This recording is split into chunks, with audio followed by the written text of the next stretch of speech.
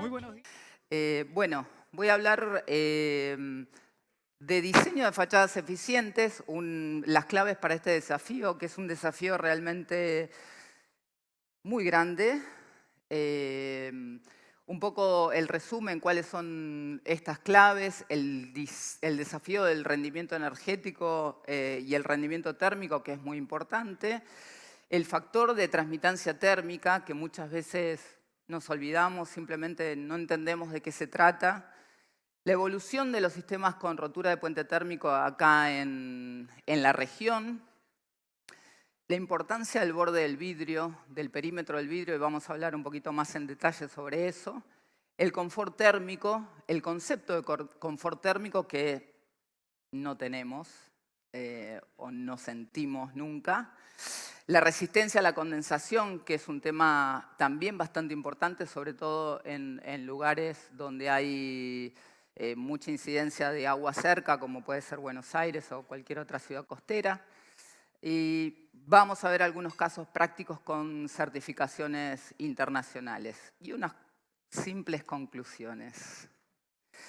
Bueno, las claves creo que son básicamente la especificación correcta de los dobles vidrios o triples vidrios, considerando especialmente el perímetro con un borde cálido que tienda a homogeneizar la temperatura total del vidrio. La ruptura del puente térmico en las fachadas y ventanas mediante perfiles de poliamida. Y la ruptura del puente térmico en fachadas opacas y ventiladas mediante elementos de sujeciones que sean aislantes, que pueden ser poliamidas o pueden ser otros sistemas, pero que sean aislantes. ¿Alguien notará este cambio? Yo creo que sí, y dentro de muy poco tiempo el mundo ya está empezando a medir el rendimiento de los edificios y creo que en algún momento acá en Argentina, más allá de las certificaciones que se buscan, que sea una normativa de, esperemos que en algún momento, de cumplimiento un poco más efectivo de lo que es ahora. Bueno, esta... ok. El desafío del rendimiento térmico, nosotros queremos tener edificios que se vean de esa manera, lindos, vidriados, con mucha luz, con un montón de características, mucho diseño, pero además queremos que sean confortables, que sean saludables y que sean energéticamente eficientes, que es lo que no estamos logrando todo el tiempo. ¿Por qué el rendimiento de las envolventes es tan importante? El calor es como el agua, siempre toma el camino de menor resistencia. Y esto es un dato súper importante, un concepto importante que tenemos que tener. Mejorar las paredes o las partes opacas de una fachada y dejar que las ventanas sigan siendo ineficientes es prácticamente no tener mucha incidencia dentro de lo que es el rendimiento energético de la fachada. El factor más importante para mejorar el rendimiento de la envolvente es el rendimiento de las ventanas, que por ahí es por donde se pierde el 35% de la energía generada. Esto es muy importante tanto en climas cálidos como fríos. Esto es bien un mito que la ruptura de puente térmico solamente sirve para climas fríos. Bueno, esto es un mito. También sirve para todo tipo de climas, pero especialmente en climas muy cálidos y muy húmedos. Todos conocemos o deberíamos haber visto desde la escuela secundaria cómo son los métodos de transferencia de calor. La conducción, la convección y la radiación son los tres métodos. En el caso de la conducción es a través de los sólidos y compone el 50% de estas pérdidas de calor por conducción. Convección dentro de las cavidades que se forman dentro de las fachadas o sistemas de carpintería por la circulación del aire dentro de esas cavidades, y eso es el 35% de estas pérdidas. Y la radiación, que es el de mínima incidencia, pero que igual es 15%, desde la superficie, que siempre va de la más cálida a la más fría. El 85% de estos puentes térmicos se producen alrededor de los marcos y del borde de los vidrios. ¿Qué es el valor K? Bueno, el valor K es el resultado de la combinación de varios valores térmicos, que es del marco, cuatro unidades fundamentales, es el marco, el vidrio, el espaciador, que eso cuenta a partir de hace unos 7, 8 años, cuenta dentro de esta cuenta cálculo de transmitancia térmica. El espaciador está dado por metro lineal y el barrotillo si lo hubiere. El barrotillo en los años 90 estaba muy de moda, ahora prácticamente no se usa, pero todo vuelve en esta, en esta vida y ya en Estados Unidos se está poniendo de moda, con lo cual vayamos preparándonos de vuelta. ¿Qué es el valor K entonces? La transmitancia térmica de las ventanas, el KW, el K-Windows, es la fórmula de cálculo dada por la norma, la determina la norma ISO 10077 y proporciona, nada más es una conjunción de datos. Parece súper complicado, pero es la sumatoria de las áreas del marco multiplicado por el coeficiente de transmitancia térmica del marco, que lo da la empresa que provee el sistema de aluminio, más la sumatoria del área de los vidrios por también el coeficiente de transmitancia térmica de los vidrios, que también lo da nuestro proveedor de vidrios, más la sumatoria de todos los perímetros de espaciadores por el coeficiente de conductividad del espaciador, y si tuviéramos barrotillo también tendríamos que sumarlo de esa manera. La evolución de los sistemas de carpintería acá y en todos lados fueron desde sistemas fríos, o sea que no tenían rotura de puente térmico, y después se fueron incrementando los sistemas de rotura de puente térmico con sistemas con perfiles simples de poliamidas, simplemente perfiles en C o planos, que fueron evolucionando y fueron, por ejemplo, con geometrías más complejas para evitar el tema de la convección, o sea, cortar el movimiento del aire dentro de las cavidades, y para llegar a lo que hoy en Europa, que son mercados súper exigentes, están combinando con espumas de diferentes densidades. Todo esto para bajar ese coeficiente de transmitancia térmica. ¿Cómo detener las pérdidas? Bueno, por conducción y convección, lo que necesitamos es aislar lo más posible digamos, los dos metales, aislarlo con materiales, en este caso poliamidas, y reducir lo más posible lo que son las convecciones internas, o sea que vamos a usar espumas y perfiles especiales para reducir esa convección. ¿Por qué usamos poliamida? Que es una pregunta que todo el mundo se hace. Usamos poliamida porque es simplemente 500 veces menos conductiva que el aluminio. O sea, es un dato drástico en cuanto a conductividad. Y después nos permite diseñar con mucha flexibilidad. Acá estamos viendo un ejemplo de una fachada stick que todo el mundo ya conoce, y con los mismos elementos, digamos, la columna, presor, tapas exteriores, simplemente poniendo distanciadores que nos permitan jugar además con diferentes espesores de vidrio, tener DBHs desde lo más simple hasta triples vidrios mucho más complejos, que necesitamos más espacio para contenerlos. Bueno, digamos que eso se puede lograr con los mismos perfiles, variando solamente los perfiles de poliamida. Lo mismo pasa con un sistema de carpintería. Nosotros podemos obtener diferentes valores K, F, K-frame, por marco en inglés, simplemente también variando los espesores digamos, los anchos de las poliamidas. Acá pongo ejemplos de que van de 12 hasta 44 milímetros. Ya cuando llegamos a 44, utilizamos los mismos perfiles exterior e interior, pero bueno, también podríamos ir variando lo que son los contravidrios para poder utilizar otro tipo de configuración de vidrio dentro. Y así variando, por ejemplo, el coeficiente del de 12 milímetros contra el de 44 no es lineal, pero baja prácticamente a la mitad. También los perfiles con ruptura de puente térmico mejoran la acústica. Nosotros desde Tecnoform hicimos un estudio en 2016 donde hablaba, esto es realmente en laboratorio, es un cálculo realmente teórico.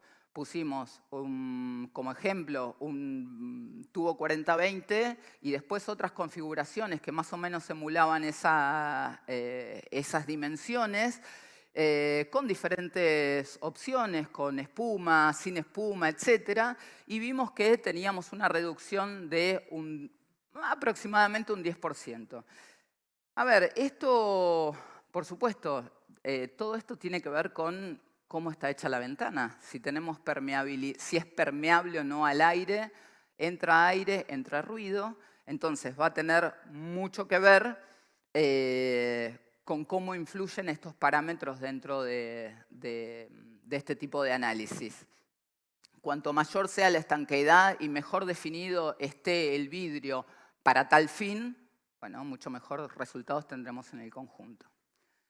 La especificación del perímetro del vidrio creo que es fundamental. Nosotros necesitamos mejorar la conductividad del material principal para disminuir la transmitancia térmica. Nosotros estamos súper acostumbrados a utilizar el espaciador de aluminio y el aluminio ya sabemos que es muy conductivo, entonces necesitamos otro tipo de opciones para disminuir esta transmitancia y sobre todo mantener en todo el panel una temperatura homogénea.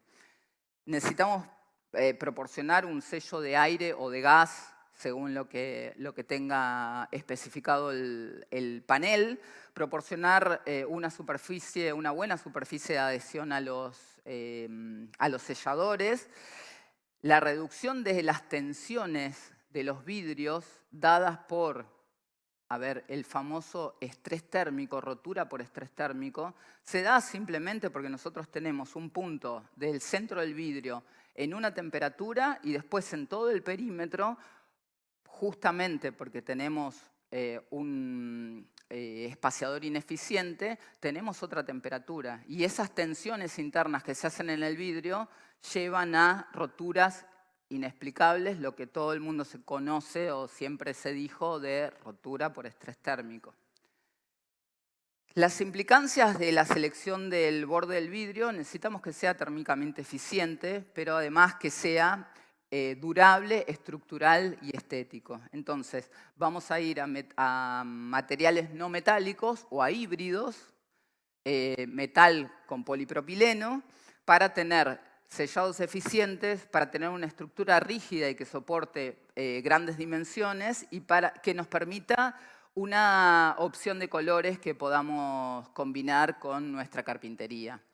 Los espaciadores de borde cálido, solamente con cambiar, se hizo un estudio, solamente con cambiar el espaciador en una ventana, nosotros podemos tener una reducción, simplemente con ese dato, de bajar 0.2 watts por metro cuadrado Kelvin en el cálculo total de la abertura, que es realmente mucho y en muchos casos, cuando la normativa se pone cada vez más exigente, por ejemplo en Europa, que tiene las normativas son efectivas, estar en 0.2 es estar afuera y solamente con el cambio del espaciador volver a estar a norma. Busquemos el equilibrio, entre el rendimiento del térmico y la durabilidad del panel. Hablando de confort térmico, y esto lo quiero simplemente dar como una nota de color, bueno, en Estados Unidos se hacen absolutamente todos los estudios que se les ocurra, entonces los ingenieros dijeron, bueno, ¿a cuánto me tengo que sentar de una ventana para sentirme cómodo? Entonces dijeron, bueno, con un coeficiente, con un factor K de transmitancia, de más o menos 3, que es un valor bastante laxo, yo me tengo que sentar a más de 2 metros de distancia para sentirme confortable. Entonces, con más o menos, con un número que se aproxime a 1, que es un valor para países nórdicos, yo tengo que estar sentado, me puedo sentar a 50 centímetros. Entonces, esto me disparó la siguiente reflexión. Respecto a residencial, ¿cuál es el costo del confort? Entonces, pongo un ejemplo de un departamento de 48 metros cuadrados con un perímetro libre de 20 metros. Vamos a asumamos una zona de exclusión, o sea, de estar en un lugar confortable a 1 metro de la ventana. El 20% del departamento está desperdiciado. Entonces, ese valor, ¿cómo está contemplado? ¿Lo sabíamos? ¿Lo teníamos en cuenta? ¿Cuánto sale cambiar las ventanas para que podamos aprovechar mejor el departamento? Las áreas, que sobre todo ahora está realmente complicado. Después el control de las condensaciones. Se hicieron muchos estudios, se hicieron bastante, se me acaba el tiempo. Tenemos muchos estudios donde aparecen, digamos, con diferentes series, con rotura, con serie fría, con una ruptura un poco mayor, y debido a las temperaturas interiores que vamos determinando, 7 grados, 14 grados, 17 grados, tenemos una humedad relativa ambiente de punto de rocío, que es donde aparece. Entonces, ¿sabemos? Sí lo sabemos. Si está bien especificado, lo vamos a saber cuándo es el punto de rocío. Y esto, la calidad del aire interior también, ¿no? La condensación en las ventanas es un ambiente muy propicio para crear moho. Eso lleva en edificios que son comerciales a enfermedades, cansancio crónico, ausentismo. El borde de la ventana tiene mucha influencia en estos puntos. Casos de estudio, y bien rápido porque se me terminó el tiempo. Casos de estudio les traigo con certificaciones internacionales. Esto es un edificio comercial que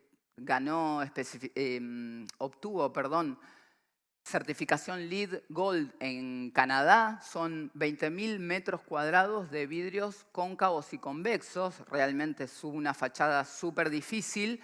Y miren la configuración del vidrio, ¿no? Es un laminado 8+8 con un templado Low-E de 6 milímetros, un templado de 8 reflectivo fuera y argón entre las cámaras y un espaciador Wormage. Esto hace un coeficiente de transmitancia al vidrio de 0.91 watt por metro cuadrado Kelvin. Esto es mucho, poco. Acuérdense que una pared normal tiene 1.88. Estamos muy debajo. Estamos trabajando muy bien para que sea una fachada eficiente. Esta tiene una configuración LEED Silver. Es un edificio en Atlanta, son 19.000 metros cuadrados. Y tiene un sistema de muro cortina, que eso es bien interesante, de la empresa YKK, y tiene un coeficiente de transmitancia de 1.7, solamente el frame. Después, bueno, el vidrio tiene otras configuraciones. Y para mí, súper interesante, es una residencia, la primer casa Passive House certificada de Argentina, está en Mar del Plata, la conocí, es una obra hermosa. Y es una obra que tiene un sistema de aluminio con rotura de puente térmico bicolor. Afuera es anodizado natural, adentro es anodizado negro. Y tiene un coeficiente de transmitancia de 0.92, realmente bajísimo. Pero el vidrio es mucho más interesante porque tiene un triple vidrio con con templado de 6 Low-E, un exterior con control solar y un templado de 6 en el medio y un espaciador Wormage, y también tiene argón entre las cámaras y tiene un coeficiente de transmitancia térmica de 0.6, bajísimo, ideal, perfecto, una locura de lindo. Ganó premios internacionales porque todo el mundo piensa una casa Passive House como una super caja de zapatos con ventanas muy chiquititas, y esto, como ven, tiene mucho que ver con la arquitectura que hacemos acá en Argentina. mucho que ver con grandes vidriados, con grandes ventanales, y eso se puede hacer bien eficiente con dinero, básicamente, por supuesto. Entonces, para mejorar la fachada necesitamos mejorar el rendimiento del envolvente. Utilicemos sistemas que tengan rotura de puente térmico, espaciadores de borde cálidos sobre todo, independientemente de dónde estemos proyectando y en qué climas. Concéntrese en mejorar los bordes, tanto en ventanas como en vidrios. Pongamos foco en la eficiencia, en la durabilidad de los materiales. Esto se traducirá en optimización del rendimiento térmico integral, mayor rentabilidad en nuestros proyectos, mejora de la calidad anterior ambiental, mejor gestión de los problemas de las condensaciones y soluciones inteligentes para nuestros clientes. Si no te acercas al borde, no vas a disfrutar nunca la vista. Muchas gracias. Muchísimas gracias, Nazarena Rodríguez. Y ahora continuamos. Desde España viaja para estar presente con nosotros. Recibimos con un fuerte aplauso a Tirso García Castro. Él es Export Area Manager en Stackbond, especialistas en la fabricación de panel compuesto de aluminio y en el desarrollo de sistemas de montaje en fachadas y paneles EcoGreen con tecnología sustentable. Ahora va a presentar innovación, seguridad y sostenibilidad en el mundo de la fachada. Bueno, en primer lugar, buenas tardes a todos. Me gustaría dar las gracias tanto a Luar, a Basa como a DAO por tenernos en cuenta e invitarnos a este gran evento. La verdad que estoy impresionado de todos los asistentes y la cantidad de rubros presentes. También una mención especial a nuestros partners en Argentina, Aluworks, por hacer posible esto. Y bueno, hoy vamos a centrarnos en otro producto, en este caso vamos a hablar del panel compuesto de aluminio. Y me gustaría empezar la charla con una pequeña reflexión. Yo en los continuos viajes que he podido hacer este año a la Argentina, veo que es un producto que no está presente como sí aparece en otros mercados, como puede ser el europeo o incluso en Estados Unidos. Estamos hablando de que en España hay un consumo medio anual de unos 2 millones de metros cuadrados, Estados Unidos está en unos 8 millones e incluso Canadá está en el millón. Y no sé si alguien tendrá la respuesta o se puede hacer una idea de por qué este producto no está presente en esta ciudad y en este país. Yo creo que tengo un poquito una noción acerca de esto y me parece que se debe en gran parte al producto presente en plaza. Entonces, después de esta charla, espero que podamos visualizar un nuevo material que por fin es apto para la arquitectura y que creo que además en el rubro de la arquitectura y de la construcción en Argentina puede encajar muy bien. Como bien han dicho, yo vengo de Stackbond, ¿vale? Es una empresa española y fabricamos en España. Tenemos una fábrica en El Bierzo, actualmente de más de 80.000 metros cuadrados. Y vamos a empezar hablando un poquito de las ventajas del producto en sí, ¿vale?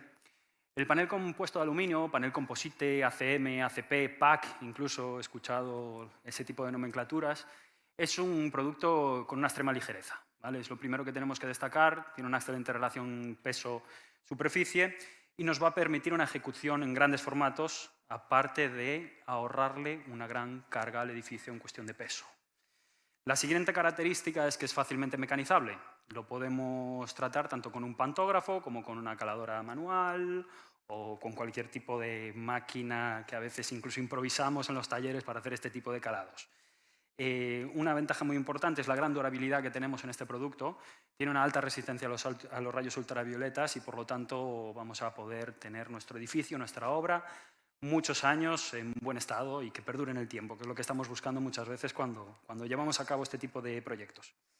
Por otro lado, es muy importante destacar la versatilidad en el aspecto. Con este producto podemos alcanzar una gran variedad de acabados. Aquí no me puedo centrar en la cantidad de acabados que tenemos, pero bueno, luego fuera tenemos un pequeño stand por si queréis ver un poquito nuestras cartas de colores y ver a lo que nos estamos refiriendo.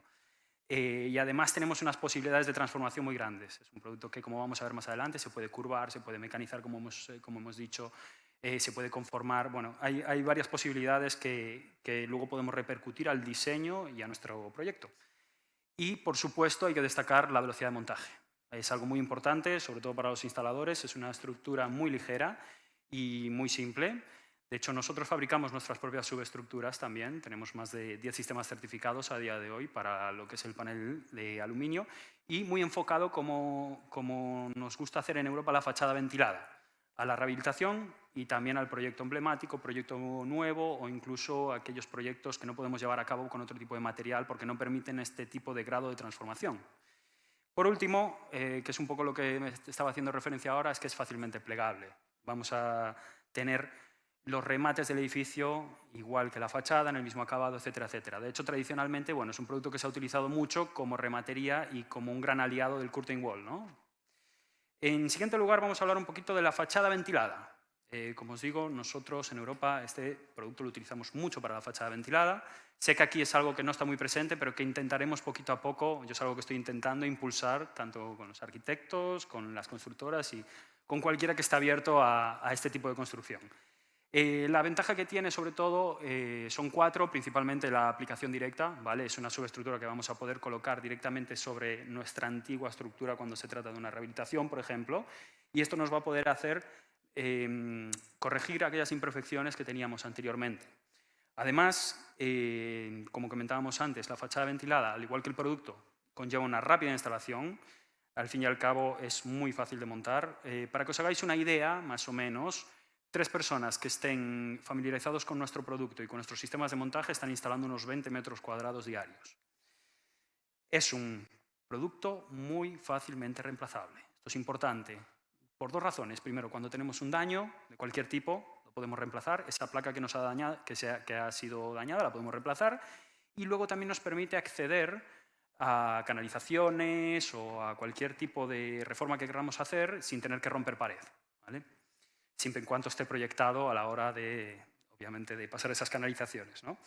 Y por último, la ocultación de conducciones, que también va a suponer una revalorización en el inmueble cuando se trata de una rehabilitación, por ejemplo. En siguiente lugar, vamos a hablar otra vez de la fachada ventilada, pero de sus ventajas de habitabilidad. Es muy conocido el ahorro energético y, por lo tanto, el aislante térmico que conlleva una fachada ventilada. Es una de sus grandes ventajas. Como decía, esto conlleva un ahorro energético que de hecho es muy notable en el edificio o en la casa o donde lo vayamos a proyectar. Por último, también tenemos un aislamiento acústico en torno a un 25%. No es su gran característica, pero también lo tenemos. Es algo que debemos tener en cuenta. Tenemos un bajo coste de mantenimiento. Esto es otro ahorro que vamos a trasladar el día de mañana al futuro usufructo o al futuro dueño del proyecto, ya que es un producto que no requiere elementos abrasivos, ni lo tenemos que frotar ni nada. Simplemente con agua a presión vamos a poder limpiar nuestra fachada. Es más, en algunos países incluso estamos trabajando con algunos proveedores de limpieza con dron, ya que, pues como solo necesitamos agua a presión, ya no vamos a necesitar a nadie que se cuelgue de nuestro edificio. Y en muchos casos es más económico. Vamos a tener la consecuente reducción de humedades y vamos a impedir la penetración de estas humedades a lo que es el interior del muro del edificio y, como os comentaba, vamos a tener una revalorización del inmueble en caso de la rehabilitación. Es muy importante, muy importante. Ahora vamos a hablar un poquito del producto, ¿vale? No me voy a poner muy técnico porque la verdad es que tengo muchas cosas de las que hablar y creo que voy justito de tiempo. Entonces, lo principal que tenemos que ver aquí es que el panel compuesto de aluminio se compone por 2 capas de aluminio de 0,5, ¿vale? Es muy importante. Este es nuestro estándar de fabricación y que tengamos una capa de 0,5 nos diferencia de la mayoría de productos que tenemos en plaza. Esto lo que nos va a dar principalmente es la planeidad, ¿vale? No vamos a tener problemas de planeidad con este tipo de producto en ninguna fachada ni en ningún proyecto.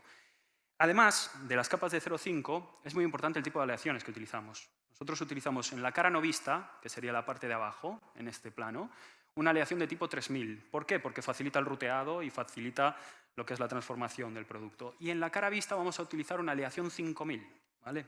Por un tema de corrosión. Como sabemos, el principal enemigo del aluminio es la corrosión. Con este tipo de aleaciones vamos a tener un producto el cual va a ser durable en el tiempo. Importante destacar nuestros núcleos.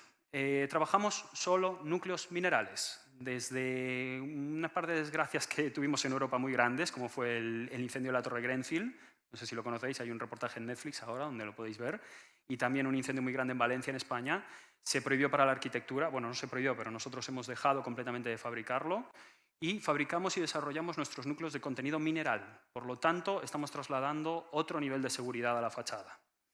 Como podéis ver, las características principales del producto son las excelentes propiedades mecánicas que tiene, una gran rigidez a la flexión, que también tiene relación con la planidad que os comentaba anteriormente, la gran planidad, un peso muy reducido, ¿vale? Hablamos de más o menos, dependiendo del núcleo que utilicemos, pero alrededor de unos entre 7,5 y 9 kilos metro cuadrado, lo cual se agradece muchísimo a la hora de instalar e incluso, como comentaba antes, le estamos trasladando un ahorro al peso de la fachada y, por lo tanto, a los cimientos del edificio. Y además, con ella lo que vamos a poder hacer, no solo fachada ventilada, no solo arquitectura tradicional, vamos a poder llevar a cabo otro tipo de proyectos que ahora mismo a lo mejor no tenéis en mente, pero yo sé que con este producto lo podemos conseguir. Actualmente, en nuestra carta de colores tenemos más de 100 acabados de stock, ¿vale? Trabajamos cualquier referencia RAL, NCS, incluso Pantone. Hacemos acabados a medida, en desarrollo en conjunción con nuestros clientes, cuando necesitan desarrollar una imagen de marca o algún color especial, como puede ser para el caso de los equipos de fútbol que hemos trabajado con algunos o este tipo de cosas. Y para que tengáis una idea, estamos todos los años desarrollando nuevos acabados. Desarrollamos una media de 5 o 10 mensuales, lo que es el laboratorio de colores espectacular, pero bueno, unos salen a carta, otros no, ahí se hace una selección, etcétera, etcétera. Y no solo trabajamos el aluminio, ¿vale? Trabajamos también el panel compuesto con zinc, con latón y con cobre natural. Con cobre natural hay un concepto arquitectónico, que es lo que se llama la fachada evolutiva, que ahora os voy a enseñar algún ejemplo, que es cuando buscamos que nuestro edificio cambie su aspecto con los años. Aquí tenemos un ejemplo, un paso de, en este caso, 6 años, y otro de cómo puede lucir nuestro edificio al paso de 4 años, en este caso. Ahora vamos a hablar un poquito de los factores de transformación, los tipos de transformación que tenemos y podemos hacer posible en nuestra fábrica y también en la Argentina. Como podéis ver, aquí con los dibujitos se entiende bastante bien. Tenemos la capacidad de cortarlo, la capacidad de taladrarlo, curvarlo, fresado, que es lo que aquí le llamamos el ruteado, si no me equivoco, punzonado y troquelado, un remachado clásico, un estampado. También podemos hacer canteado y pegado. Y esto lo vamos a ver un poquito más al detalle con algunas imágenes. Esto es el típico mecanizado, ¿no? Que, si no me equivoco, aquí se denomina ruteado. Y que básicamente nosotros incluso ayudamos y damos un soporte de la configuración de la ruteadora, del calado correcto, etcétera, etcétera, para que todos esos clientes que quieran trabajar nuestro producto realmente lo puedan trabajar de una forma correcta y el día de mañana luzca como tiene que lucir. Tenemos también la posibilidad de punzonado, ¿vale? Esto muchas veces se puede extrapolar a todo lo que es imagen de marca. Esto, por ejemplo, es una campaña que se hizo de Carrefour en España, en la cual cada Carrefour de cada ciudad iba a tener un símbolo propio de la ciudad. En este caso son unas rosas porque es la ciudad de Reus. También tenemos un ejemplo que no es fachada ventilada, que es otro tipo de uso, ya más tipo parasol, con un perforado mucho más potente, e incluso algunos diseños más extravagantes y diferentes. Aquí podéis ver, también este diseño me encanta para un interior, es una terraza que el punzonado lo que está aquí imitando son las vetas de la madera, no sé si se aprecia en esta imagen. También tenemos la capacidad de estamparlo, es una forma de darle volumen, de darle textura a la fachada. Por supuesto, a través del ruteado podemos conseguir lo que se denominan bandejas 3D. Otra vez vamos a trasladar un volumen a la fachada, un diseño rompedor. Lo que vamos a conseguir con esto es que realmente la gente se gire a ver nuestros edificios. La idea principal, cuando nosotros hacemos un proyecto, es que la gente se fije en nuestros proyectos y que duren en el tiempo. Y esto es algo que me gustaría trasladarles a través de este producto. También tenemos la capacidad de curvarlo. Es muy importante porque está muy de moda, sobre todo. Y es un producto, como digo yo, muy agradecido para la arquitectura. Esto es un ejemplo de cuando alguien está buscando diferenciarse en el barrio y quiere una casa única. Creo que lo consiguió, me parece. También tenemos la posibilidad de cantearlo, ¿vale? Esto es un concepto ya diferente, es un concepto, diría que hasta nuevo, aquí en Plaza, en el país. Es una forma de ocultar el núcleo para aquellos diseños pues, que lo requieran. En este caso nosotros hemos desarrollado estos 3 tipos de canteado y pues, lo podemos aplicar a cualquiera de nuestras obras. Ahora vamos a hablar de la parte de seguridad, ¿vale? Muy importante. Como os comentaba, nosotros desarrollamos núcleos minerales. Y aquí os voy a un poco hacer ver cómo nosotros clasificamos en Europa el tema del fuego, ¿vale? Va a ir en función de 3 criterios. El primero es la contribución a la propagación del fuego. Y se mide con la siguiente escala, que va desde A1 hasta F, siendo F un producto sin clasificar o incluso destructivo para el edificio, y siendo un A1 un no combustible, pasando por elementos que tienen poca contribución a la llama. En segundo lugar, la opacidad de los humos. Es algo muy importante porque a la hora de un incendio lo que necesitamos es tiempo de evacuación y las capacidades de evacuación, y los humos es algo que nos va a impedir. Pasamos con la letra S, desde el S1 al S3, como veis son nomenclaturas muy sencillas, desde una baja opacidad a una alta opacidad, y lo mismo con la caída de gotas que se denomina con una D, de dropping en inglés, siendo un D0 que no produce gotas inflamables y un D2 que las produce en alto grado.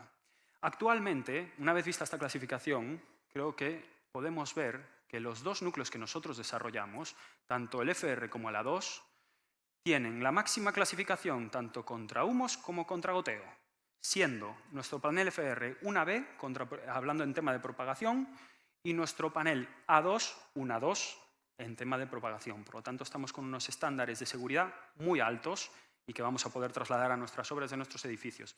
Es importante destacar que nuestras 2 variedades tienen el idéntico espesor, son totalmente iguales. Es decir, si yo os pongo 2 placas delante no vais a ver la diferencia. Es simplemente el contenido mineral del núcleo, que varía desde un 75% hasta un 90%. Bueno, aquí creo que hubo un pequeño... Disculpad. Vamos a ver alguna obra. Me parece interesante que veáis algunas formas de aplicación de este producto. No todo es fachada ventilada, ¿vale? Podemos abarcar, como os decía, muchos tipos de proyectos. Esto es un proyecto que llama bastante la atención, sobre todo por los factores de riesgo que tenemos aquí.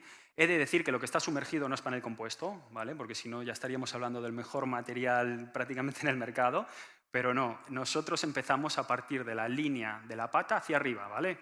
Que de hecho cuando le das zoom a la imagen se puede apreciar que las patas tienen fijación vista y nuestro panel es todo fijación oculta. Pero bueno, hemos conseguido unos acabados idénticos, como podéis ver. Aquí hay varios factores de riesgo, como comentaba. Uno es la salinidad, otro es el gradiente de temperatura entre invierno y verano. Esto es Noruega. Entre invierno y verano puede haber una diferencia de 30 a 40 grados. Y para sumarle más complicaciones está instalado sobre perfilería de madera, ¿vale? Pesa tan poco nuestro producto que lo podemos hacer. Incluso nos podemos fijar sobre superficies como PIR, PUR, panel sándwich, etcétera, etcétera. Aquí tenemos otro ejemplo de lo que vendrían siendo unos parasoles verticales y todo el edificio está hecho en panel compuesto, ¿vale? Incluso podemos ver algún cielo raso, alguna rematería, etcétera, etcétera. Y bueno, un acabado nuestro que llama mucho la atención es el mirror. Luego, si queréis, podéis pasar a verlo por el stand. Y esta obra, que es bastante impactante, bueno, con el tema mirror hay que tener algunas precauciones, como con aquellos, como cualquier material que refleje, ¿no? Tema pájaros, tema incluso carreteras cercanas, bueno, lo que puede causar cualquier tipo de espejo natural, digamos, ¿no? Ahora os voy a poner algunos ejemplos de rehabilitación que me parecen bastante interesantes y que vamos a poder apreciar la revalorización del inmueble de la que hablaba. Vamos a poder apreciar pues esa característica que le vamos a aportar al edificio en cuestión estética también y que va a hacer que todo el mundo que pase por ahí se gire a ver nuestra obra, ¿no? Esto es un ejemplo, esto es otro ejemplo, bueno, yo precisamente, esto es el estadio del Celta de Vigo, yo soy de Vigo, precisamente es mi equipo de fútbol, entonces os puedo decir que, aparte de jugar muy bien al fútbol, el estadio quedó muy bien y la ciudad está muy contenta. Es un desarrollo de color a medida para el Celta de Vigo y además es un diseño que está imitando un poquito las olas del mar, ya que somos una ciudad costera. Esto es otro proyecto de rehabilitación que me gusta mucho, cómo combinar un ambiente rural con un acabado moderno y también un poquito la imagen de marca. Como desarrollamos colores, incluso desarrollamos una gama de colores que se llaman tornasolados, es decir, varían, depende cómo lo veamos. Como podéis ver, este edificio representa perfectamente los colores de la marca, la cual habita. Entonces, esto me parece algo muy potente a la hora de destacar nuestra imagen de marca. Y luego la rehabilitación más al uso, en este caso un hotel muy conocido en España, que bueno, creo que una imagen vale más que 1000 palabras. La verdad que quedó espectacular, la revalorización del inmueble otra vez es impresionante. Y no solo eso, muchos edificios que no llegaban a la certificación energética, ahora pueden llegar a la certificación energética gracias a la fachada ventilada. Por último, vamos a tratar el tema de sostenibilidad, ¿vale? De hecho, esta imagen me encanta porque no sé si os habéis dado cuenta, pero todo lo que forra el calzo de la parte baja es nuestro panel de tipo mirror. Lo que pasa que aquí el arquitecto lo hizo tan bien que parece que están flotando en el aire. La verdad que fue un diseño espectacular. Y bueno, con respecto a nuestro producto, no sé si todo el mundo lo sabía, yo sé que en esto StackBond somos pioneros, es un producto totalmente reciclable. Y por lo tanto, esto es algo con lo que nosotros nos hemos involucrado desde el principio. Y hoy, en exclusiva, prácticamente mundial, os puedo decir que todavía no, pero se va a lanzar estas semanas, vamos a presentar nuestra línea EcoGreen, ¿vale? Un panel compuesto de aluminio reciclado. El EcoGreen, básicamente, representa la imagen de una construcción sostenible y estamos hablando de que nosotros lo hacemos mediante nuestro proveedor de bobina, al cual le enviamos nuestro aluminio y nos facilita las bobinas totalmente recicladas. Y así vamos a poder tener una trazabilidad completa. Aquí podéis ver que se señalan 11,4 kilos de CO2 por metro cuadrado. Esto es erróneo. Me acaba de llegar un mensaje hoy mismo, mientras estaba viendo la presentación de hace un par de horas, de que nos acaban de certificar con 9,80. O sea que todavía menos. Somos, si no me equivoco, la línea de panel compuesto con menos emisiones actualmente. ¿Y cómo lo hacemos? Pues es un proceso de reciclaje muy sencillo. Hacemos una recogida de chatarra, es más, recogemos en toda Europa los restos de panel compuesto. Luego los procesamos y, por último, fabricamos este nuevo panel de aluminio, compuesto de aluminio. Esto nos va a servir sobre todo para el tema de las PDs, y también destacar que nuestra bobina reciclada actualmente está con 2,9 kilos de CO2 por kilogramo. Aquí un poquito podéis ver que la línea EcoGreen y la línea anterior o actual también son completamente iguales. Es decir, todo lo que vamos a tener, todas las mismas características, las mismas garantías, las mismas posibilidades de transformación, etcétera, etcétera. Incluso los mismos tipos de aleaciones. Lo único que varía en este caso es la emisión. Por lo tanto, para rematar esta presentación, tenemos un triple impacto impositivo por parte del producto y de su instalación. Sería un impacto ambiental, obviamente vamos a tener un menor consumo energético, una reducción de residuos en el uso de materiales, vamos a tener un impacto económico también y un impacto social, mejorando el confort y la habitabilidad de nuestros clientes. Por último, también comentar que contribuye a todo lo que son certificaciones LEED y BREEAM. Y bueno, actualmente en nuestra fábrica de más de 80.000 metros cuadrados estamos muy concienciados con esto, hemos conseguido el certificado de emisiones cero y poquito a poco esperamos pues, que todos ustedes vayan conociendo este nuevo producto que por fin sí es apto para la arquitectura.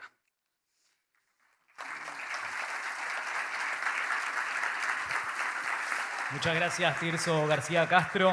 Y ahora sí, es el momento de nuestra tercera charla magistral de la jornada, auspiciada en este caso por la firma AluWorks, representantes de StackBond. Invitamos al escenario a Diego Abramson. Él es arquitecto egresado de la Facultad de Arquitectura, Diseño y Urbanismo de la Universidad Nacional de Buenos Aires. El arquitecto presentará GRC, GEMA, que reinventa ciudad. Adelante, por favor. Buenas. ¿Cómo andan? Bueno, espero el puntero. ¿Cuál es? Acá está, a ver. Bueno, gracias por la invitación. Les voy a contar un proyecto que hicimos con el estudio ZZ Arc y el estudio el cual soy titular, Abramson. A ver. Que es... sale cortado ahí. Ah, por la proporción debe ser. Bueno. Igual. Este es un edificio que está acá en la capital federal, ubicada en 3 calles, Libertador, José Hernández y Pampa. Y les quiero contar cómo surge desde la materialidad y la concepción del volumen. Es una zona donde, bueno, al igual que en toda la ciudad, es como muy compleja, hay muchas situaciones urbanas. A ver, quiero ver si puedo señalar. Ah, perfecto. Ahí va. Donde hay muchas situaciones que tenemos un edificio lindero consolidado, está el viaducto acá, que es Virrey Vértiz, y distintas alturas en el tejido. Con lo cual, al volumen, perdón, va a ser una charla más arquitectónica y por ahí conceptual que técnica. Así que bueno, para eso están todos ustedes después. El volumen permitido por el código, hacemos una subtracción, con lo cual empezamos como a... No creo que... Bueno, perdón, sigo ahí. A dialogar con las 3 calles que tenemos linderas.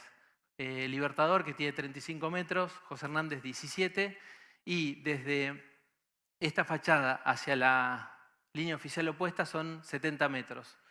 Con lo cual, la idea era generar como esos 3 volúmenes dialogando con el entorno. Este es un primer plano, que lo pensamos como más mineral o más masivo, y después hay un segundo plano que corresponde a los retiros y como esas rajas verticales que se van produciendo. Bueno, acá en este dibujo por ahí es más claro. Perdón, ¿cómo hago para volver para atrás?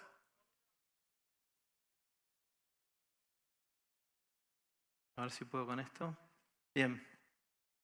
Esto es lo que les decía, como tomar estas líneas urbanas, lo existente, este edificio que es más bajo, la altura de este edificio en Virrey Vértiz, y se nota como esta pieza, digamos, que consolidamos. Y elegimos como 2 materiales distintos.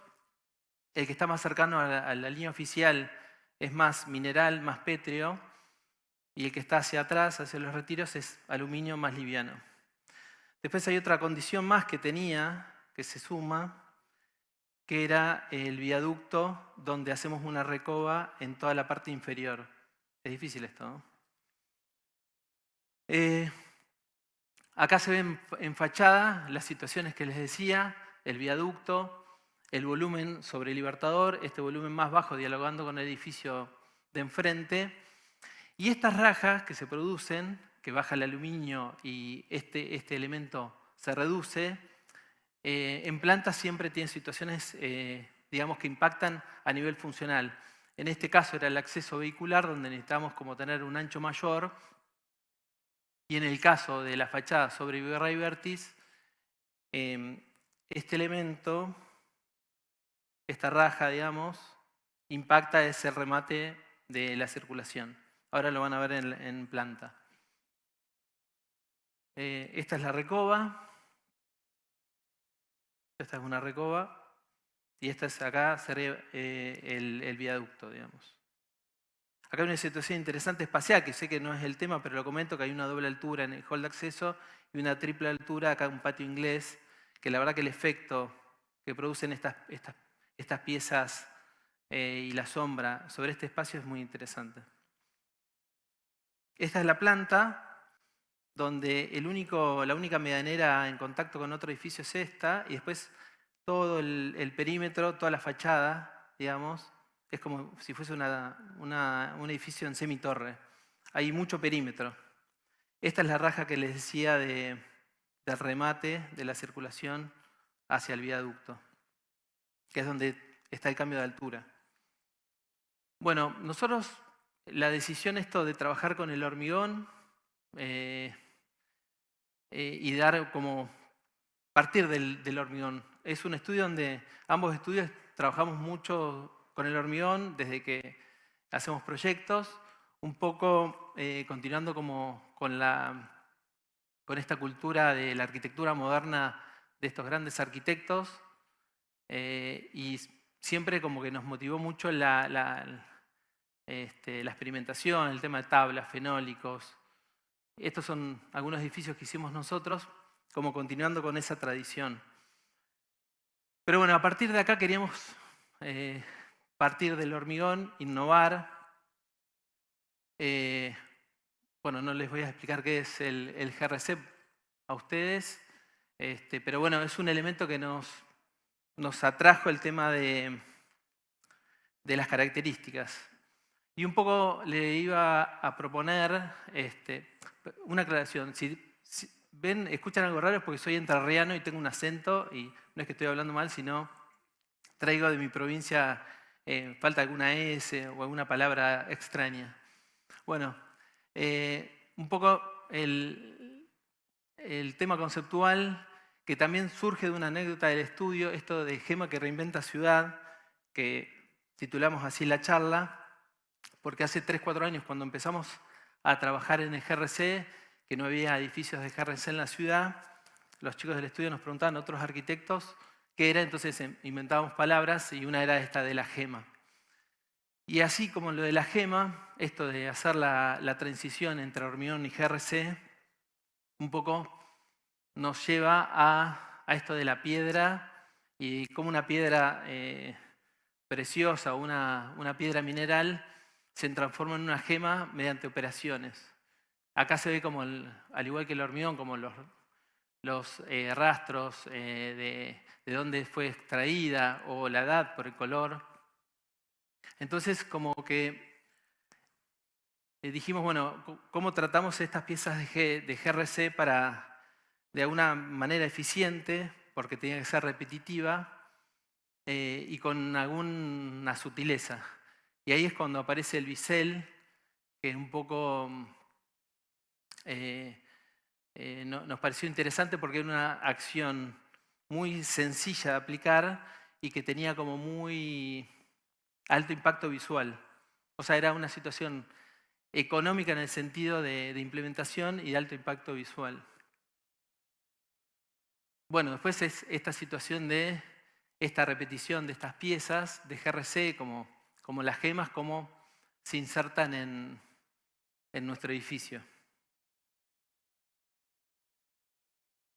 Para lograr esto, nos parecía que tenía que ser una planta súper modulada, extremadamente ordenada, porque es complejo en el sentido que tenemos unidades de 2, 3, 4 y 5 ambientes, además de amenities y ciertas características, y tenemos que tener un orden muy preciso para poder aplicar este producto en repetición. Acá, bueno, todo el orden de la grilla, luego como el orden de las instalaciones, como que tenía que ser un grado de precisión y orden que nos permitía cumplir con todos los requerimientos del comitente, pero a su vez poder aplicar esta repetición. Dale, perfecto.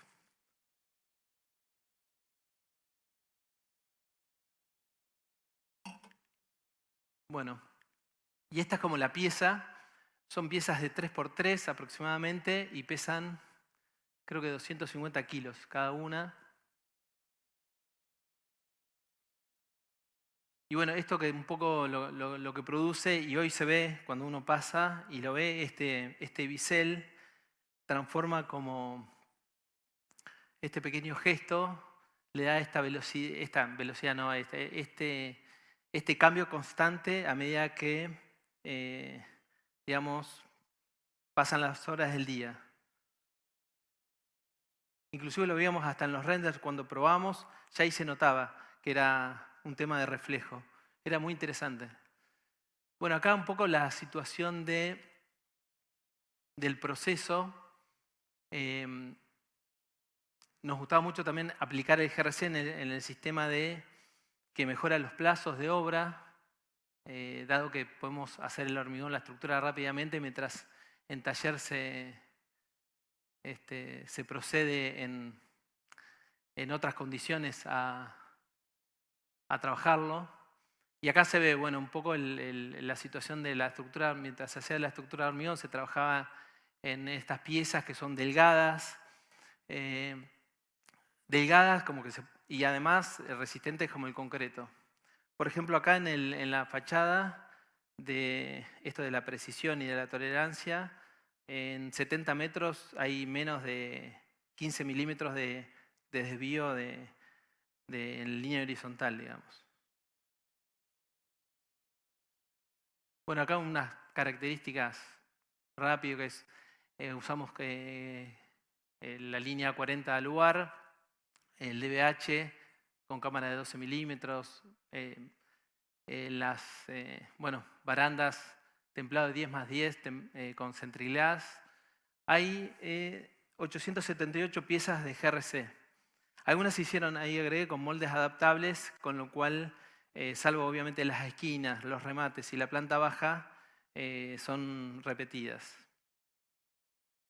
Y lo último, para terminar, que lo leo un poco como el resumen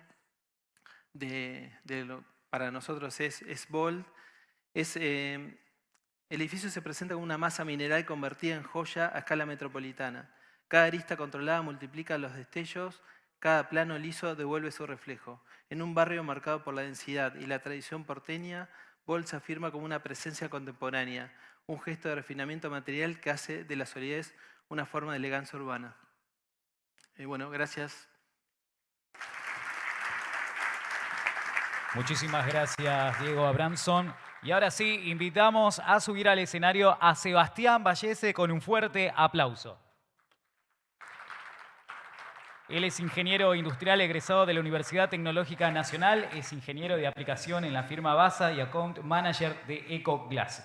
Va a presentar qué hay después del DBH, de la configuración estándar a la optimización climática del acristalamiento. Adelante, por favor. Bueno, ¿qué tal? Muy buenas tardes a todos. Gracias por estar presente acá. Y bueno, para comenzar esta charla que habla sobre la optimización de los DBH en función de las condiciones climáticas que tenemos, me gustaría comenzar con una definición que seguramente ya es muy conocida por varios de ustedes, incluso se estuvo mencionando hoy, quizás por otros no tanto, así que igualmente está bueno hacer un breve repaso de esta definición, ¿no? Esta definición es la transmitancia térmica. ¿Qué es la transmitancia térmica? Es la cantidad de calor que atraviesa un determinado material por unidad de superficie por cada grado centígrado o Kelvin que tenemos de diferencia de temperatura entre ambos extremos del material, ¿no? Entre el interior y el exterior. Cuanto más grande es el valor, quiere decir que la transmitancia térmica es mayor, por lo tanto el material es poco aislante o menor aislante que otra alternativa, ¿no? Por el contrario, cuanto el valor más chico es, mejor aislante es, por supuesto. Entonces, un poco para poner en contexto, cuando hablamos de transmitancia térmica y para tener a modo de referencia algunos materiales, podemos tener, por ejemplo, vidrio monolítico, uno de los materiales que lamentablemente no es buen aislante. Sería uno, no quiero decir uno de los peores aislantes para que no me maten, pero es bastante mal aislante. Tenemos un valor de K de 5.7 watts por metro cuadrado por grado Kelvin. Si nos vamos, por ejemplo, a una pared de ladrillo de 30 centímetros de espesor, ladrillo común, no ladrillo hueco, tenemos un valor de K de 1.8. O sea, es una alternativa mucho mejor, por supuesto. Y si nos vamos a uno de los materiales que es el material, no quiero decir por excelencia, porque hay alternativas todavía mejores, pero es un muy buen aislante térmico, la lana de vidrio. La lana de vidrio de 50 milímetros de espesor tiene un valor K de 0.8 watts por metro cuadrado por grado Kelvin. Quiero que se acuerden bien de este valor, 0.8, que ahora vamos a ver un par de alternativas también que van a dar ese mismo valor, ¿no? Para poner un poco en contexto algunos antecedentes que tenemos en Europa respecto a valores de transmitancia térmica, fíjense, por ejemplo, España. España para nuevas fachadas vidriadas, tiene un valor K máximo de 2.5 y un K promedio de 4.5. De la misma forma podemos mencionar Portugal, un K de 2.2, Francia 1.9, Reino Unido 1.6 y Alemania 1.3. Ahora recuerden que nosotros habíamos dicho que un vidrio monolítico tiene un valor de 5.7, o sea que no llegamos para ninguno de estos dos casos. Perdón, ninguno de todos los casos, ¿no? Ahora bien, ¿cómo podemos hacer para bajar este valor de K? Bueno, la lana de vidrio, una de las particularidades que tiene es justamente el aire que encierra dentro, ¿no? Entonces el aire es muy mal conductor térmico. ¿Y qué mejor que a un vidrio añadirle aire, ¿no? Entonces haciendo un doble vidriado hermético. Con un doble vidriado hermético común podemos llegar a un valor de K, como vemos en el gráfico, de hasta 2.8. O sea, es una alternativa que baja a la mitad la transmitancia térmica. Ahora bien, uno puede decir, sí, bueno, sigamos aumentando la cámara de aire y vayamos a valores cada vez más grandes, ¿no? El tema es que esto tiene una limitancia. ¿Cuál es la limitancia? Que aumentando el valor de la cámara de aire, se empiezan a generar corrientes convectivas en el interior de la cámara, lo que hace que el rendimiento empiece a disminuir, ¿no? Entonces, lo que podemos observar es un rango óptimo de cámaras de aire en cuanto a la transmitancia térmica.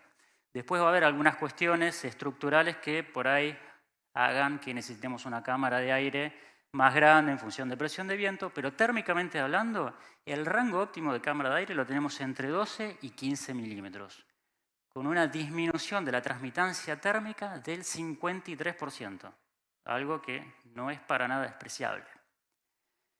Y algo en lo que me quiero detener, que todavía hoy en día se sigue escuchando y bastante, por ejemplo, la cámara de 6 milímetros. Se sigue escuchando que una cámara de 6 milímetros no funciona y que es lo mismo quizás que poner un vidrio monolítico, vidrio laminado. Bueno, fíjense que una cámara de 6 milímetros tiene una transmitancia térmica, un valor de K de 3,1 versus 5,7 que tiene un vidrio monolítico. La cámara de 6 tiene una mejora del 45% respecto de un vidrio monolítico. Y solo un 8% de diferencia versus una cámara de 12 o de 15. Por supuesto, la cámara de 6 no es la mejor alternativa, pero yo lo que les quiero transmitir y que se lleven de acá es que igualmente frente a un vidrio monolítico, la cámara de 6 ayuda y bastante, ¿no? Ahora bien, si queremos seguir mejorando el valor de K, tenemos que ir a una solución superadora en los cristales. Tenemos que irnos a cristales de baja emisividad o low-E como se los conocen. ¿Qué es lo que hace el low-E? Por ejemplo, imagínense un clima frío. Lo que hace es permitir que ingrese la radiación solar exterior. Es un tipo de radiación de onda corta. Calienta los cuerpos adentro del ambiente. Estos cuerpos calientes comienzan a emitir otra vez radiación, pero en otro tipo de longitud de onda, que es una longitud de onda larga. Esta longitud de onda, cuando impacta con el vidrio, se ve reflejada hacia el interior, emitiendo una especie de efecto invernadero y dejándonos todo el calor adentro. Después ya vamos a ver el caso de, como sería al revés, un caso de un clima cálido o templado, ¿no? Que ahí, bueno, ya hay que añadir un vidrio de control solar. Entonces, si añadimos un vidrio de baja emisividad al DBH, podemos llevar el valor de K hasta 1,8. También en el rango óptimo entre 12 y 15 milímetros, ¿no? De manera tal, recuerden, vidrio monolítico 5,7, DBH simple 2,7, DBH más low-E 1,8. Y si queremos seguir sumando más todavía, podemos ir a la opción de argón, un DBH con low-E más argón. En este caso, un DBH con argón al 90%, una mezcla de 90% con aire, podemos bajar el valor de K hasta 1,6. Recuerden que habíamos partido de 5,7, ¿eh? Y si nos vamos a la opción por excelencia, la máxima aislación térmica, con un triple vidrado hermético, con low-E y con argón, podemos llegar a un valor de K de 0,8. Recuerden lo que les había dicho al principio, lana de vidrio, 50 milímetros de espesor, valor de K, 0,8. Este mismo valor lo podemos obtener con un vidriado de alta prestación, por supuesto, ¿no? Entonces, no son valores para nada despreciables. E incluso si sumáramos un vidrio de doble y triple capa de plata, este valor incluso lo podremos bajar todavía más.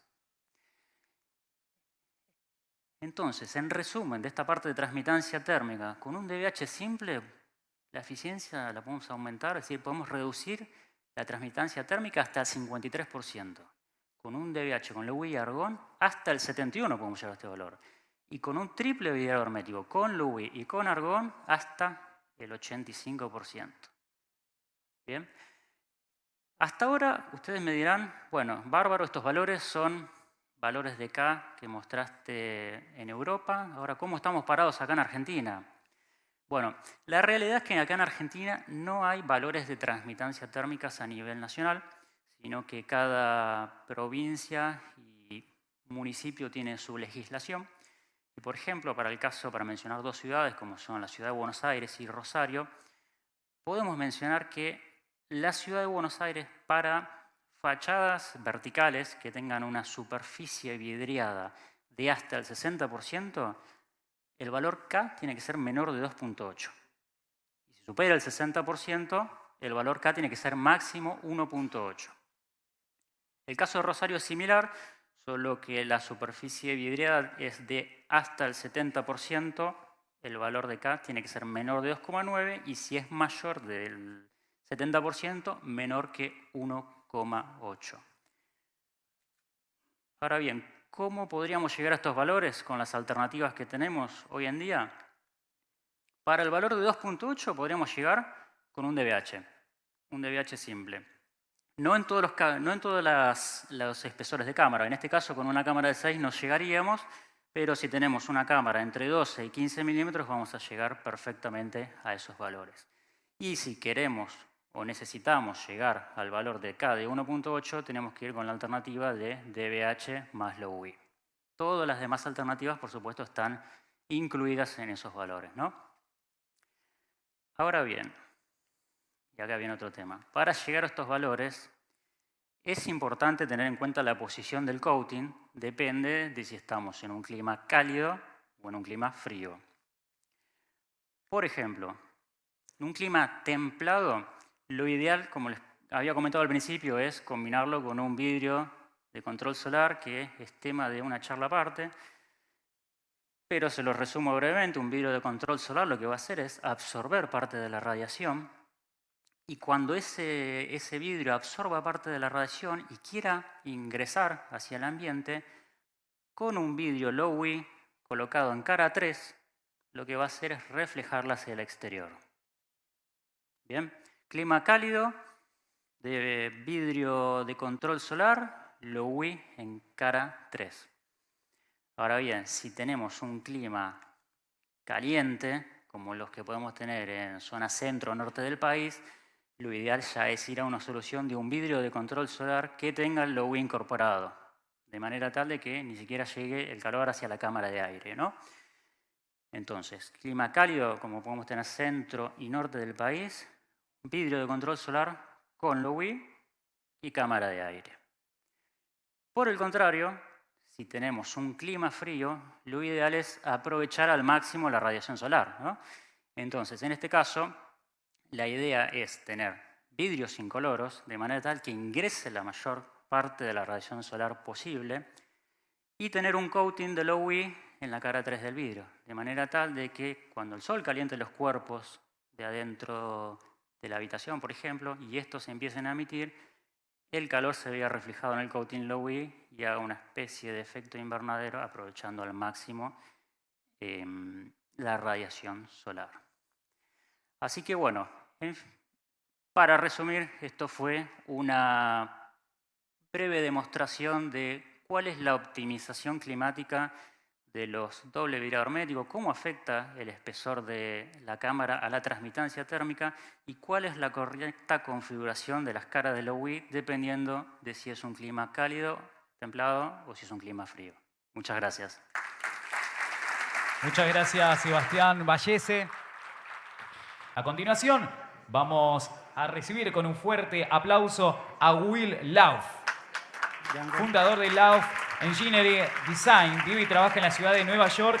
Tras haberse criado y formado en Berlín, Alemania, Will cree en la unidad de la arquitectura, la sostenibilidad y la ingeniería estructural y se centra en un enfoque de diseño integrado gracias a su formación tanto en ingeniería estructural como en arquitectura. Ejemplos de fachadas globales, detalles innovadores de envolventes de edificios en su máxima expresión. Adelante, Will. Buenas tardes.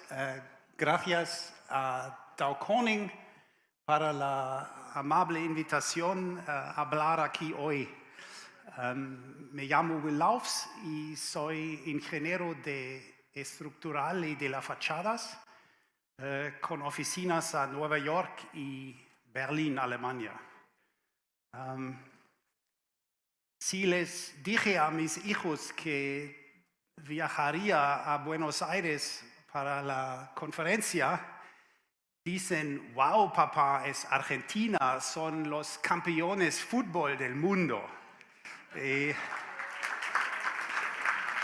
Y esas están las cosas realmente importantes, ¿no?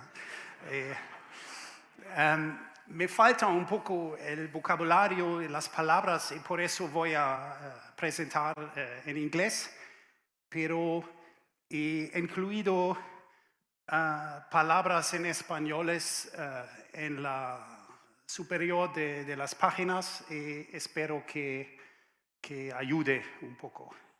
Pues comencemos. I brought projects that I hope are interesting, a little bit unusual for the facade, the building envelopes, and we're going to the Americas and a little bit of Europe. And I'm going to present the sort of technical nuances to make the design really special and hopefully beautiful. Yeah? I believe in working both in structure and facades and architecture design, so that in the middle you can then hopefully have these interesting special results.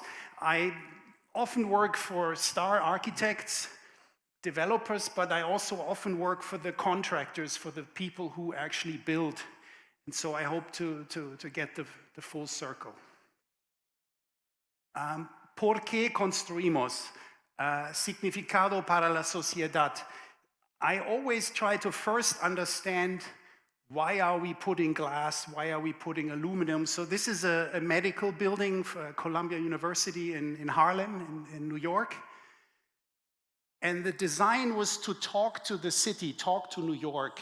And this is medical people, this is a university. And so the first thing I need to understand is why are there these blocks? Why do we have these volumes the way they are?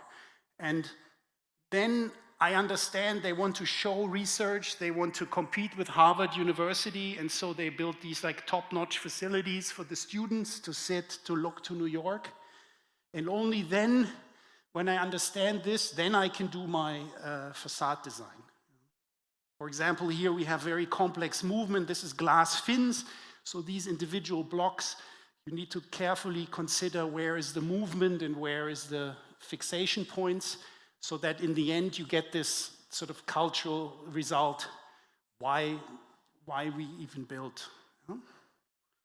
Or here we have a project in Hamburg right now. They make the window to the city. They want to show research, discourse, communication. And so before I do the aluminum, the glass, we try to see, okay, this is concrete, this is timber. And then this whole thing sits in the middle, so I have to span 18 meters over this column-free auditorium. And then we learn what is it the architect wants to do. These are calm surfaces. He wants to show timber, wants to show glass. And only then I make my details. So if the timber goes in the concrete column, then I cut it out. So yes, I still do the rebar and the structure, but I have a reason why I do things. So my technology supports the idea of the design. So let's look at the first project. You may know the architect Kengo Kuma. He's from Tokyo, Japan. And we have a very nice wave project by the ocean, right by the sea, south of Athens. Grecia, Greece, they build a whole new city. It's called Hellinikon. I'm also doing the tallest tower there. But I talk here by the harbor about these really nice waves where people can walk one day, have a coffee, and this is called Rivera Galleria. And so it's all about Ola sobre Vidrio. This is probably the longest canopy I've ever done, 2.5 kilometers. And usually you have to tint down the glass. It's very dark because of the heat. So the reason for this canopy is I can block the sun out, have identity, and at the same time have very nice views to the ocean between the restaurants and the stores and the Mediterranean Sea.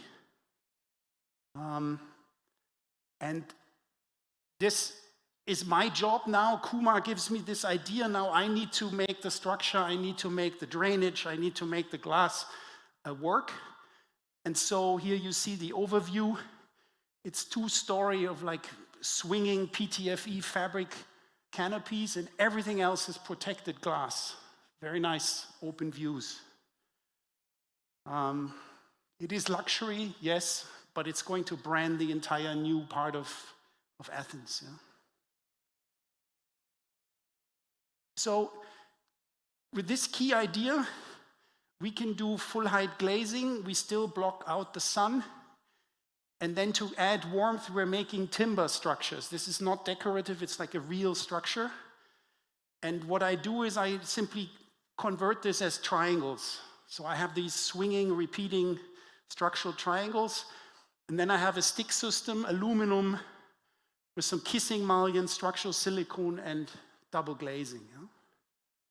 And so what is special, what is unique? Well, you have to think about the geometry points.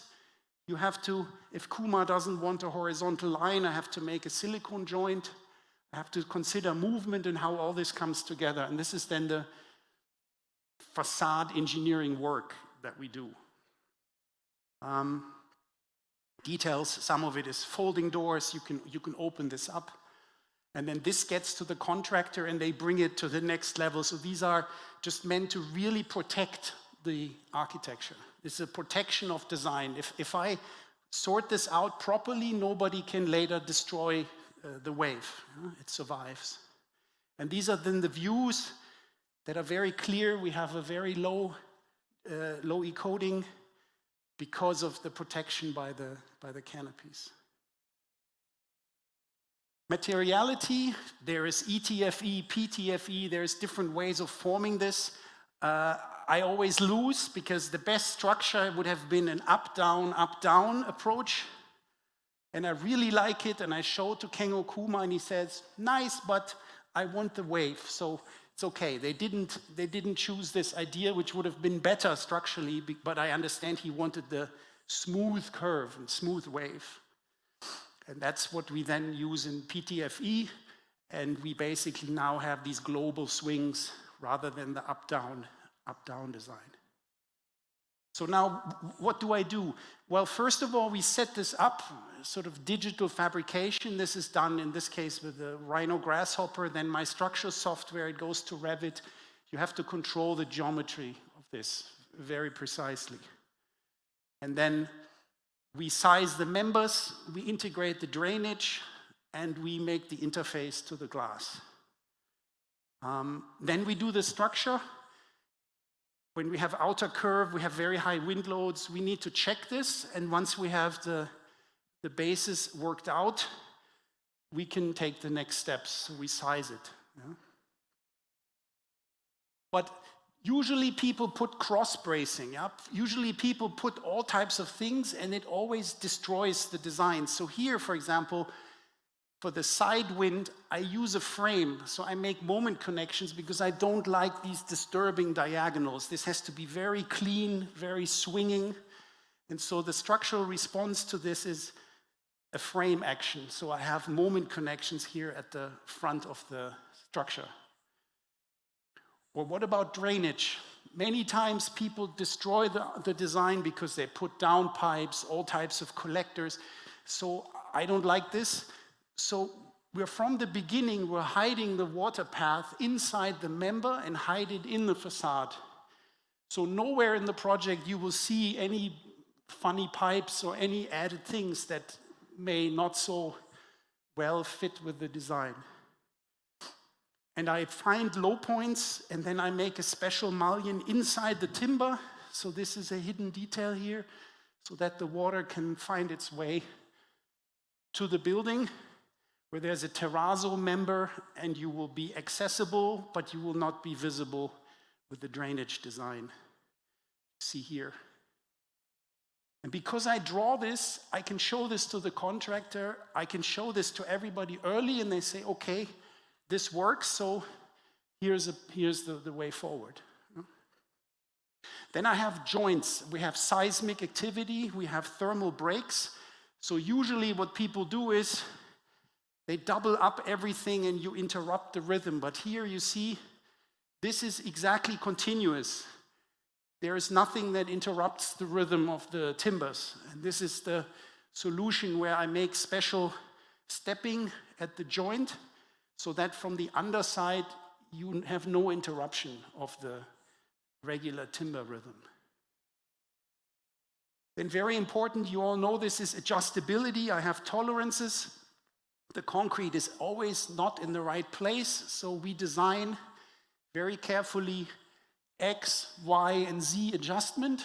So no matter what happens, the facade people can make a perfect spot-on design, even if the structural elements are plus minus 20, 30 millimeter out of place. You know?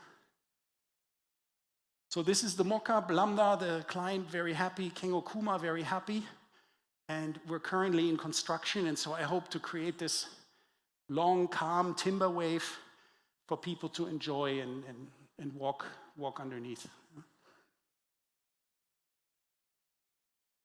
The second project, we're going to New York, where I lived for many, many years.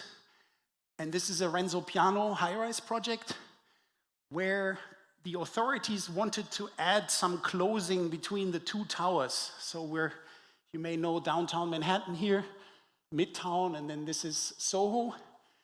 And that's where this residential tower is built. And so they call me, they say, Will, this is not possible.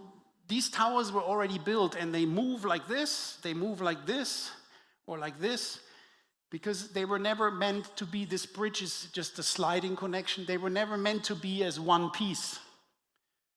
So I say, how much is it? And they say, it's 30 centimeters. So it's not like this, but it's like this can move like this, okay? And so we need a solution.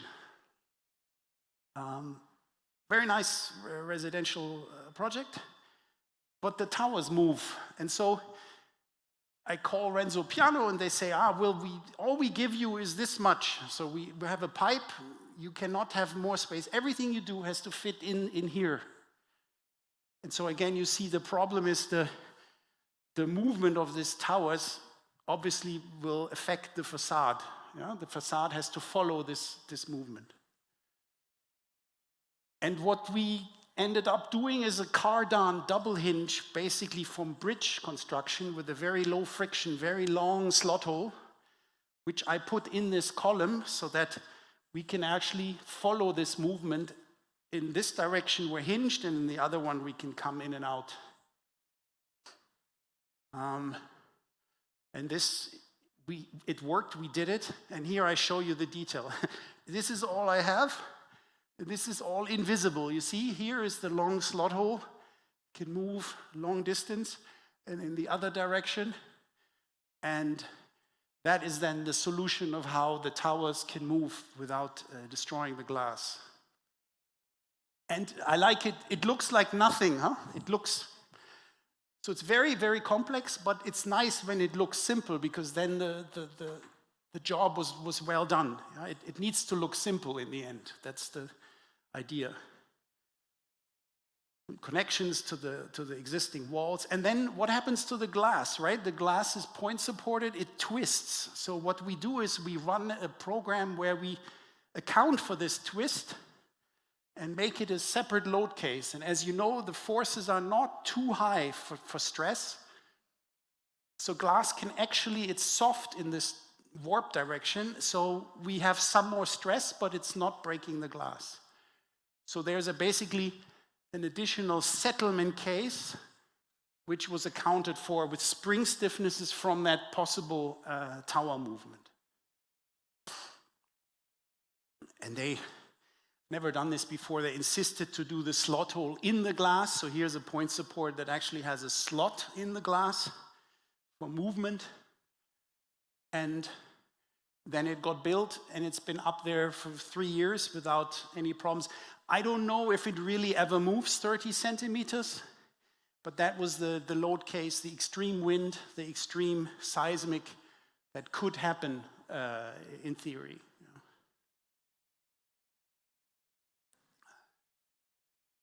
Something South America, Middle America, Mexico City.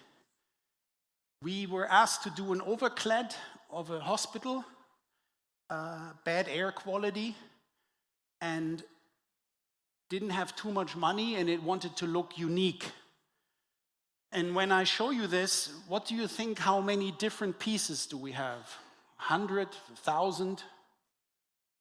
The trick here is geometry. It's two. Yeah? It's the X, the I, and the X. X, X, X, X, I, X, I. So it's just two pieces and looks really irregular. And this is what I'm going to explain to you, how you can save money and still get the result out of it. So it's a busy part of Mexico City, low-cost project with two pieces. La X, la I. And there is a video on YouTube where some university claims they understand, but it's all wrong. It's not, it's wrong. It's not Voronoi. This is not 2,000 pieces. It's too expensive. So this is wrong. So what is correct then? Well, correct is that we do some math, we do some geometry study, and you can just chill, but if you want something irregular, it's the 5-cornered piece.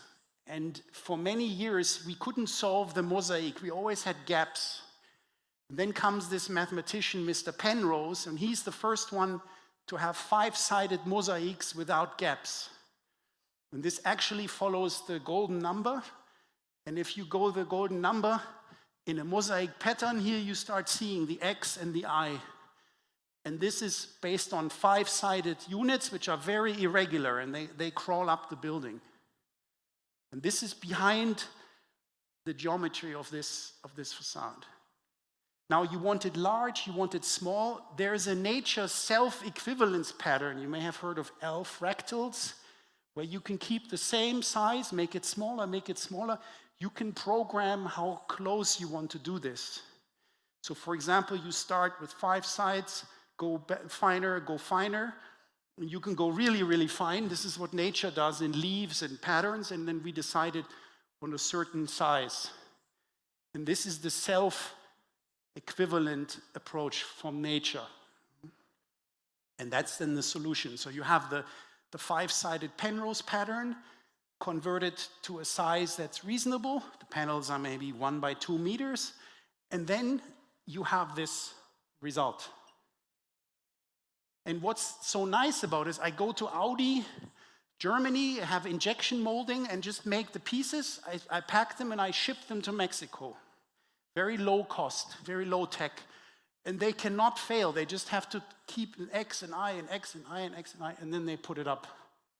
And that's the sort of secret why this was very cost efficient and yet looked unique. Maybe some engineers among you, when you get forces you don't want to pop, like pop. We call this plate buckling. And this can be sized with an eigenvalue problem. So 4 millimeter thin APS A6 is enough for this to work. They also put titanium oxide on the surface. It's meant to neutralize the bad air, the radicals out of the sky. I think it lasts for 5 years. So there was also an environmental idea to clean the air for the patients in the hospital. You can do movement joints, seismic joints, you just stop it.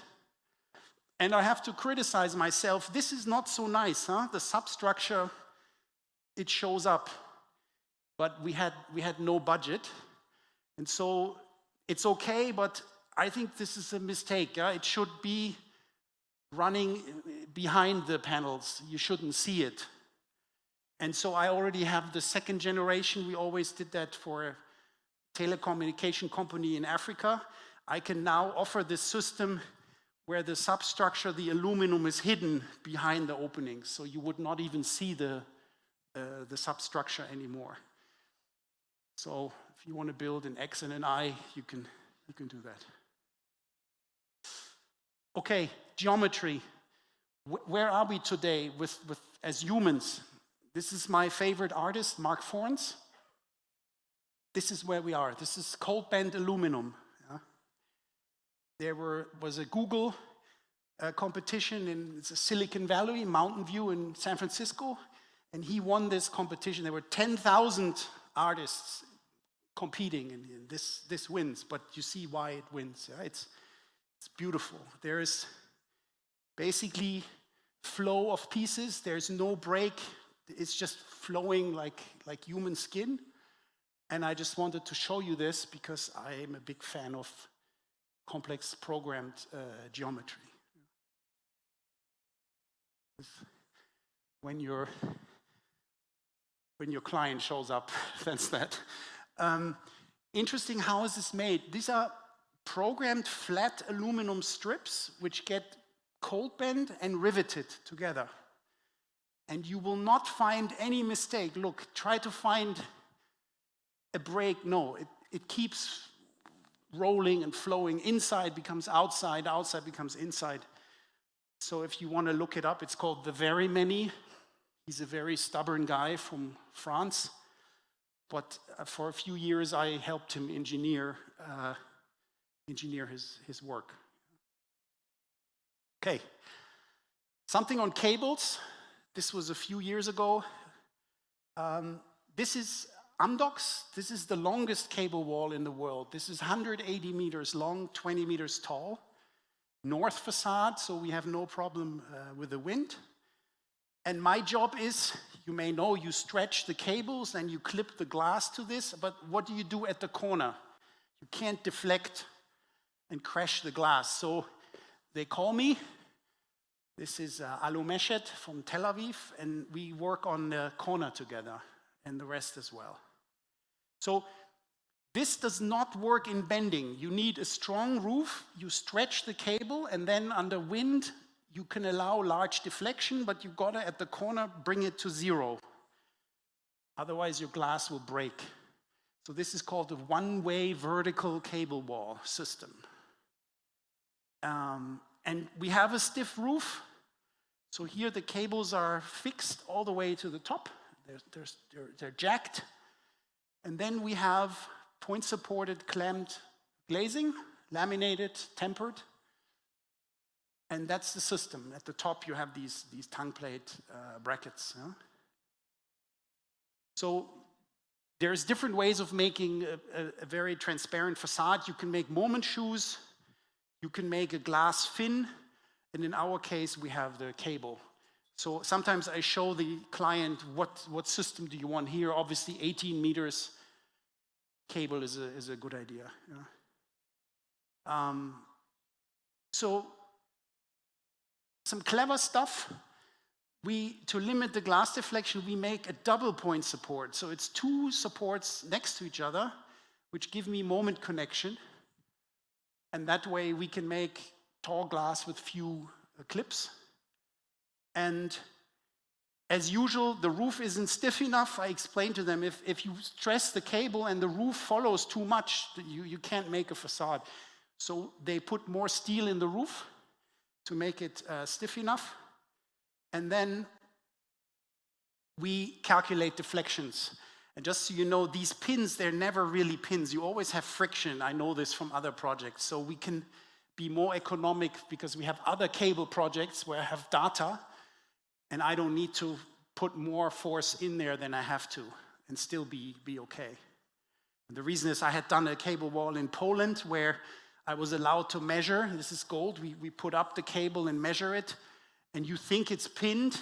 It's not rigid, but it has a rotational friction stiffness because of the pin. And I can use that for better calculation. So question is now, how do I get this here to zero? So here we deflect a lot, but here we have to go to zero and not put a chunky member there. So what I do is I make floaters. So I have, here you see floating members that I introduce near the corner, and I take them around so that you see here when the deflection then is very big here, I gradually bring it to zero, and the same on this side, and that way I have my compatibility right, and I don't break. And so That was the trick on this facade. Amdocs is in tech, is like a technology marketing media company, huge building. So now to Dow Corning, to silicone, we need to understand a spring. And I always tell my students a spring is like a man-woman relationship, okay? So if you are very stubborn and you don't move at all, you have a lot of friction, a lot of force, huh? You have a lot of conflict. If you give in too much and you're like a pushover, you have little friction, but you completely lost your ground, right? You lost your own position. So the world is somewhere in the middle, like a compromise, okay? You move a little bit, you keep some resistance, okay? And so these things are important for silicone as well, because the big advantage is it gives some, so you have movement and still you can hold forces. Yeah, you can stretch it or press it and still have a force. So it's not a slot hole where there's no force and infinity movement, but it's in the middle. And the same thing works in shear, when you shear off these silicone elements. And that's why I'm a big fan of these Dow Corning structural products, because they are really a spring. That's how you have to technically imagine what they are. And just quickly, you cannot just hold the glass on a high-rise. You can do bomb blast and you can do hurricane when there's really big winds and stuff is flying around. They're always siliconed in. The pressure cap doesn't do the trick. It has to be here with structural silicone. You have to hold the glass. And it's very small, and it also takes these forces and these forces. So whenever you have hurricane or bomb blast, go with the structural silicone aluminum glass system or stainless steel glass system, as you wish. You know? And so here we had a museum, Norman Foster in Florida. Look at the wind loads, it's huge velocities, massive loads. But more importantly, you have to assume flying trees hitting the glass, and you're not allowed, this is art inside, very expensive, and humans inside, very expensive. They have to be protected. And so what we do is we do a so-called toggle system. We first, in the shop, we silicone this to the so-called carrier frame, and then we toggle it in for tolerances, and we size it for this high wind load. You can do that in corners, you can do that in the typical facade. And very good looking, very calm, but very important at the same time. And you can model this, you can assume the hurricane hits, but you never know, you need to test this. So you have to go to the authority, you have to take your system, your size, and hit it. You like shoot this timber into the glass. And usually when you break, you think, great, I passed, it didn't punch through, but you have to, for hours and hours, have to swing it because the hurricane is still windy very much after the peak load. And usually, over time, even silicone can't hold it. So you need to avoid the breakage altogether. And then we have different glass thicknesses, and we hit it and we test it until we know we can pass a system for many hours. Usually don't take PVB interlayer, take like a Sentry Glass product to hold the pieces together. Also, you go, the good thing is the heat strengthened glass with bigger breakage as opposed to fully tempered, so it depends on the combinations that you want to test. Yeah? And so this is now the final result. First time in Florida, huge pieces of glass for the views and the art, and at the same time it's fully compliant to hurricane-resistant performance. And the same is true for bomb blast. You may know World Trade Center Tower 3. This is the memorial. This is where the World Trade Center tower stood. They made a very nice imprint now. This is a very calm, emotional place for Americans. And here on World Trade Center Tower 3, we did all the glass for bomb blast, explosion.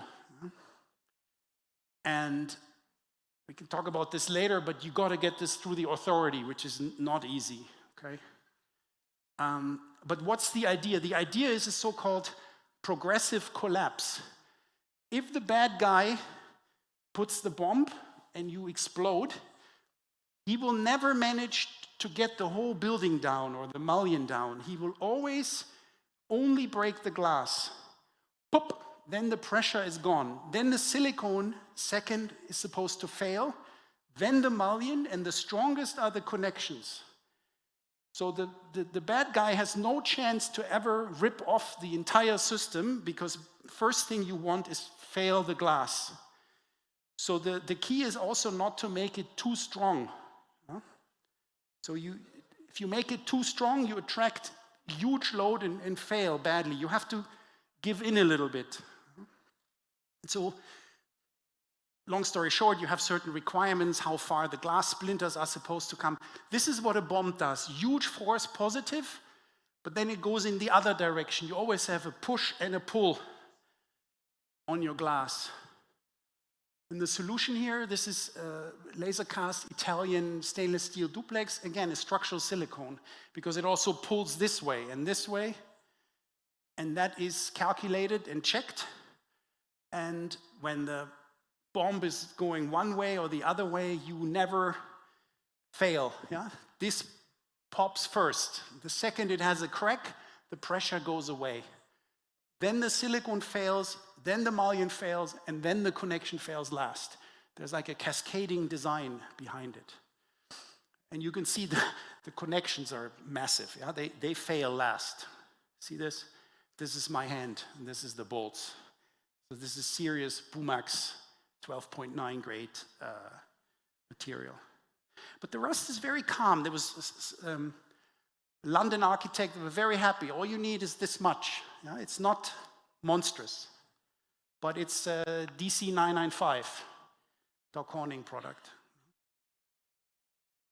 And also, because the deflections are so large, you have to give it room to move. If you make a normal slot hole and the blast comes, you rip out your mullion. That's why you need more space, longer slot holes. There's a few tricks you have to not forget when you do bomb blast design. Yeah? It's been up, hopefully no more attack, but if something bad would happen, everybody's safe. Yeah? Nothing falls down. You cannot. Okay, last little project, and FG Empreendimentos is in the audience. We're honored to help on the tallest residential tower to be in the world, which is going to be in South America. Again, looks like a football final here between Argentine, but it's the project, Senna Tower.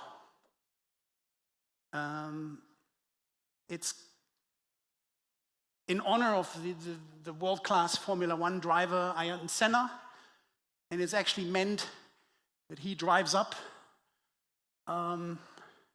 Because I'm not allowed to show too much, but it's fine, I am allowed to say that 510 meters would be the tallest residential tower on Earth. And very interesting grid shells on the ground, like museum-like, shop-like things. This is the wind tunnel, so you see the size and dimension of this. And again, my job is to make this stiff enough so the movement later doesn't destroy the unitized curtain wall facades. If you are too soft and save the money in the superstructure, later you cannot do your facade anymore because you have these like large sway movements which would be too much for a normal facade system. And so this is unitized, a lot of glass, a lot of aluminum, a lot of structural silicone, and it's currently in development. I'm very honored and proud to support with facade engineering. Thank you very much.